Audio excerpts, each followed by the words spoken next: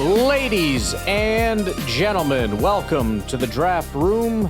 This is the NFL Draft Podcast of the Packernet Podcast Network.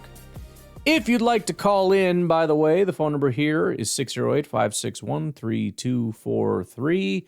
Any questions, comments, or concerns regarding the NFL Draft, please feel free to call in and do that. We do have a caller today, so why don't we get started with that, and then we'll plan on, depending how this goes, continuing with the Pro Day breakdowns. Drew from Green Bay, what's going on?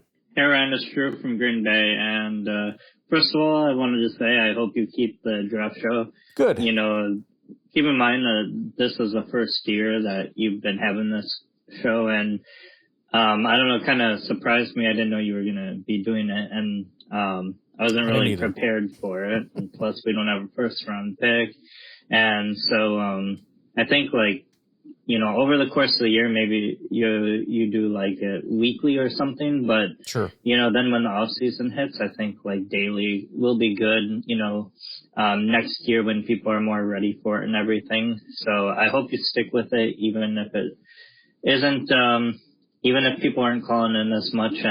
But I'm hopefully going to be watching a bunch of prospects, coming up here. And I watched a little bit of Brennan Cisse, and I just have to say, like, what doesn't this guy have that the Packers won? Like, sure. He's really young. He's only he's under 21, and he's 6 foot, 190 pounds or around that. You know, and he makes plays on the ball. He seems kind of like a ball hawk when I watch him, and you know, I just think he's really good in zone coverage.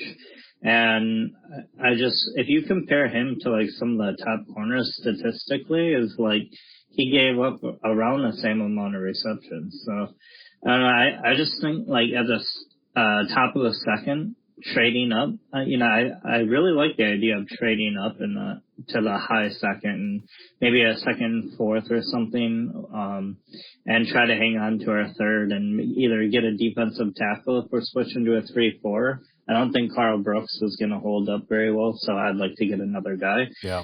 Or get, and Hargrove's kind of older, or get like a cornerback like Cisse, and there's some other guys too, but Cisse just seems to fit everything the Packers are looking for. He's got some arm length too. So anyways, what do you think? Have a good day. Bye. Yeah, I haven't put a lot into him just because, I mean, so for example, Chris Johnson on the consensus board is at 42, and to me that's a bit of a pipe dream. You know, anything's possible, but he's one of those guys that I think everybody feels like he'd be a good fit, and you know, he's just a good all-around cornerback. He's at, again, 42 on the consensus board. Cisse is at 40. Now, anything could happen. The guy could absolutely slide, or, as you said, the Packers could trade up, which is why I need to make sure to not have any blind spots like this. I think in addition, I guess I don't, outside of that, I guess I don't know why I haven't really looked into him. I mean, he's not like D'Angelo Pons, where you just think, you know, again, I don't want to say never, but that would be a shocking pick if we took D'Angelo Pons. Cisse, though, is really intriguing. I'm trying to think of who the frickin' guy is that I think is the same school, too. J.C. Horn, I think, is who I'm thinking of. You notice that sometimes, too, when certain guys come from certain schools, there's just sort of a demographic, you know, that comes out of it. There's a certain type of guy, you know, like the Washington corners for a long time. They're the big, tall, fast guys. Something about these South Carolina Gamecock cornerbacks, if nothing else, they are physical. They're freaking mean. And, you know, as far as PFF goes, you could argue that Cisse has better, PFF appeal. He's not as big. Horn's a bigger dude.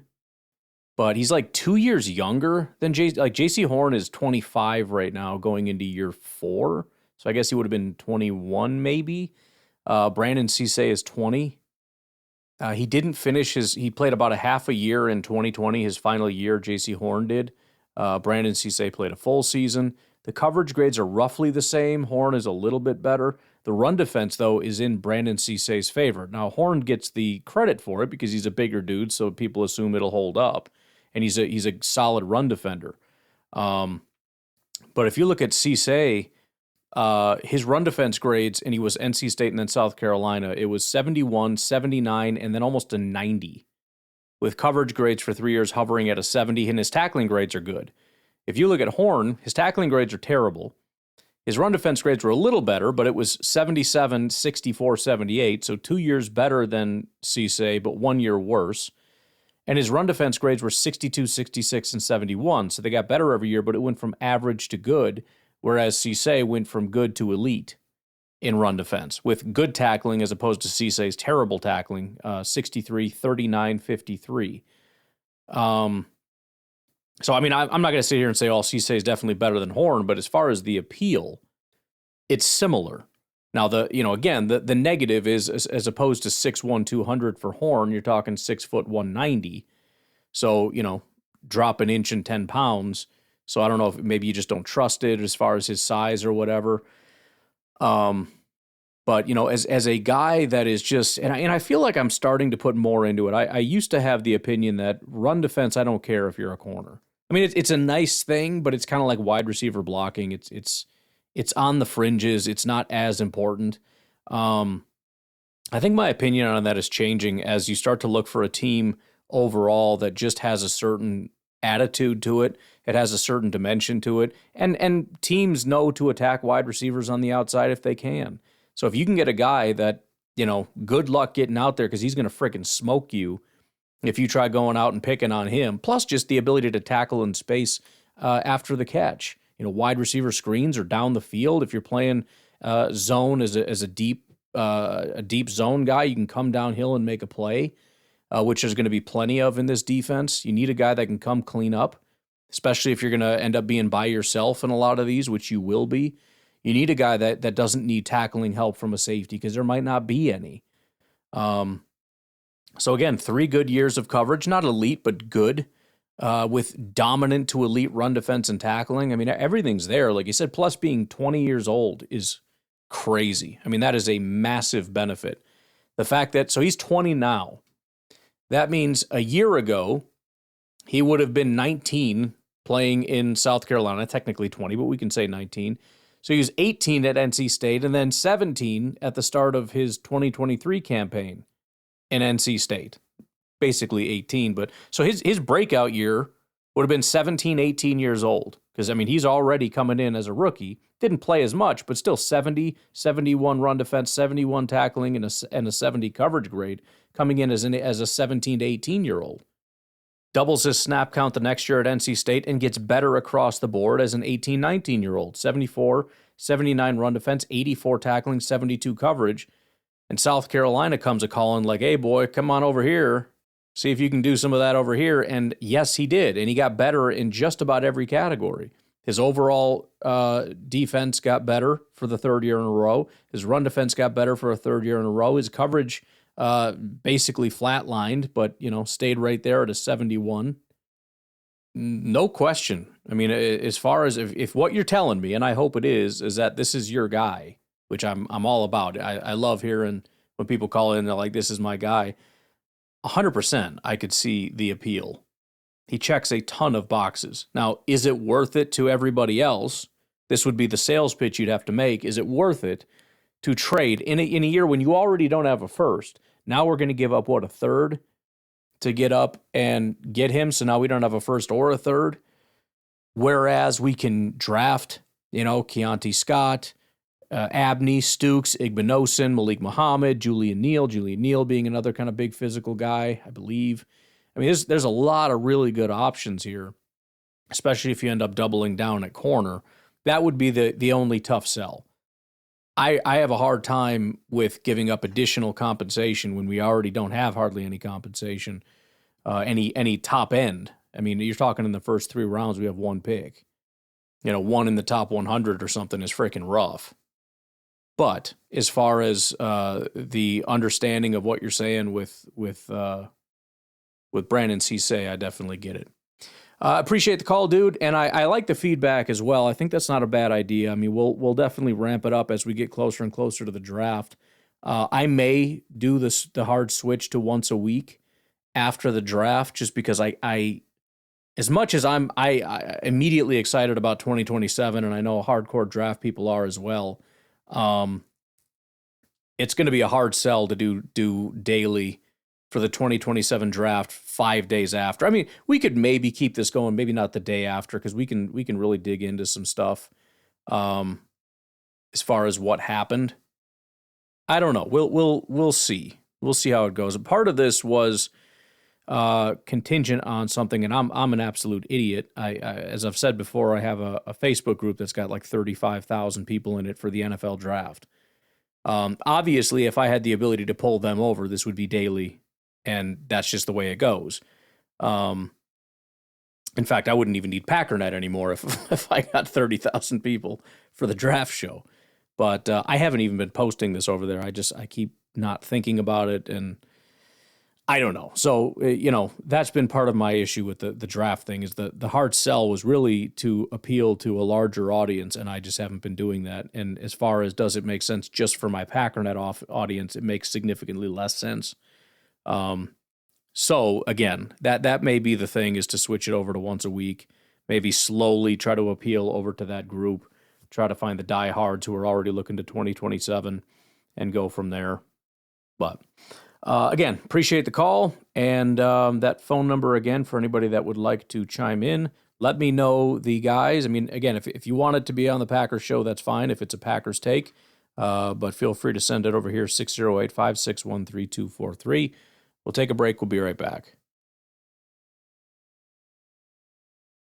All right, picking up where we left off, we'll get to the Yukon Pro Day. Not a ton of prospects to really pay attention to on the high end of this, but one of the biggest ones that's definitely on the radar is Skylar Bell, projected currently a third-round prospect, wide receiver at 6'1", 195-ish, productive 2025 receiver, led UConn in receptions and yards, East-West Shrine Bowl participant who turned heads at the NFL Combine with elite explosiveness. At his pro day, he did not rerun the 40, stood on his strong Combine numbers, but blazed in agility testing. 3-cone drill as fast as 6.57 seconds on some watches. Some people need to get those calibrated. Official APT scout time recorded at 6.65 seconds, which is still very, very good. Caught the ball exceptionally well, missing only one deep ball that was underthrown. Looked fluid, sudden, and confident in position drills and route running. The Cincinnati Bengals had a receivers coach on hand specifically to meet with and evaluate Bell. Additional scouts from multiple teams left impressed with his hands and body control. Significant riser after a polished showing, now viewed as a legitimate Day 3 prospect or high-priority UDFA with immediate slot outside and return upside. The other guy of note is somebody we talked about on the Packer show a little bit, and that's Joe Fagnano, the quarterback, 6'3", about 215 to 220.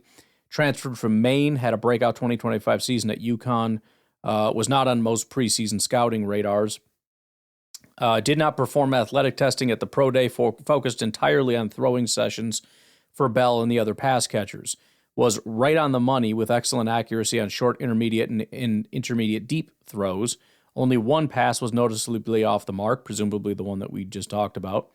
The New York Jets had their quarterbacks coach on hand, who spent extended time with Fagnano in individual conversations and film review. Now grades as a late-round pick on many boards. Some teams have him rated higher than Penn State. Oh, come on. Some teams have him rated higher than Penn State's Drew Aller, another Day 3 quarterback prospect. Okay, well, maybe. Crazy stuff happens. He's viewed as a high-floor, accurate backup/developmental quarterback with strong leadership traits. All right, then we move on to the Notre Dame Pro Day, held Monday, March 24th, 2026, at the Irish Athletic Center and Outdoor Fields in South Bend, Indiana. Scouts and personnel from all 32 teams were in attendance. The day was heavily focused on the skill positions and secondary, with running back Jeremiah Love as the undisputed headliner. Roughly 18 to 20 Fighting Irish participated in testing, position drills, and individual meetings. So let's start off with Mr. Jeremiah Love, 5'10", 210. Breakout 2025 star, one of the most explosive backs in the class. Stood on most of his strong NFL combine numbers, looked dynamic in position drills, showing elite burst, vision, contact balance, and pass-catching ability. Scouts came away impressed with his toughness and three-down potential. Not much to say about that. That's pretty straightforward. Solid riser, Jalen Stroman. Jalen Stroman, by the way, is at 307, so just outside of the 7th round in that early UDFA territory. 6'3", 203, safety, Virginia Tech transfer who missed most of the 2024 season with a season-ending injury, but played 9 games for Notre Dame in 2025 with 37 tackles, 1 pick for a touchdown. At the pro day, he measured 6'3", 203. His vert was 36 inches, broad 10'3", short shuttle 4'4'1", and his three-cone was 7'18". Looked fluid and rangy in position drills, projected as a strong or zone safety on Sundays. Met at length with the New Orleans Saints on Tuesday, will attend the Chicago Bears local day, gaining interest from the Denver Broncos. Then there is that really his name? Sure enough, Devontae Smith, even spelled the same way, Devontasmith. I think that's how Devontae Smith spells it in the pros. Anywho, he's a cornerback at 423, another kind of UDFA guy. Strong showing despite a 40-time disappointment. 40-yard dash ranged in the low 4.5s to at best a 4.48. Slightly disappointed, was hoping for a sub 4.5. Short shuttle was 4.11, three-cone 6.83, which is very good. Vertical jump of 43 inches. Contestant corner who tested at the combine but re-ran agility and jumps at the pro day. Felt smooth in drills with excellent footwork, caught every ball except 2 overthrown passes. The New Orleans Saints ran the defensive backs drill and met with him on Wednesday. He has an upcoming meeting with the Washington Commanders. Then you got Emil Wagner. He's at 216, so he's in that 6th round range. 6'6", 315-pound offensive tackle, multi-year starter who had an outstanding Shrine Bowl and a solid combine. Limited testing, focused on position drills and looked good, especially in pass pro sets. Worked exclusively at right tackle. Teams now view him solely as a right tackle after a spur-of-the-moment left tackle look at the Shrine Bowl. He met with the Saints and Miami Dolphins on Wednesday. Malachi Fields. Now we're getting up there a little bit. He's a third-round-ish range guy at consensus 67. 6'4", 225, big frickin' monster, big-bodied outside receiver, one of Notre Dame's top 2025 producers, stood on a strong combine number, added a quick 4.25-second short shuttle, participated fully in position drills and looked exceptional catching the ball, met extensively with the LA Rams and New York Jets, both receiver needy. If the Rams don't take a wide receiver at 13 overall, Fields would be in play at their number 61 pick, especially with Devontae Adams trade rumors. Projected as a day 2 selection. Any round 1 buzz after the Senior Bowl or day 3 speculation post-combine was unfounded. Then we got Billy Schrouth. He's around a 4th round pick, interior offensive lineman or guard. 6'4", 310, veteran guard, reliable starter. He did not test at the pro day due to a reported left hamstring injury. Only participated in position drills, also skipped full testing at the combine by choice, not medical exclusion. The repeated decision to not test and the new hamstring issue will raise red flags and likely keep him off the day 2 radar. Projects as a day 3, possibly UDFA, it says here. I would kind of doubt it unless he really falls. Again, on the consensus board, he's at the 4th round, but that's just consensus. That means many people probably have him quite later. All right. We'll leave it at that. Tomorrow we'll pick this up. Again, if you want to call in, please feel free to do so. Otherwise, we will keep rocking through the pro days. Have yourself a good rest of your day. Talk to you later. Bye-bye.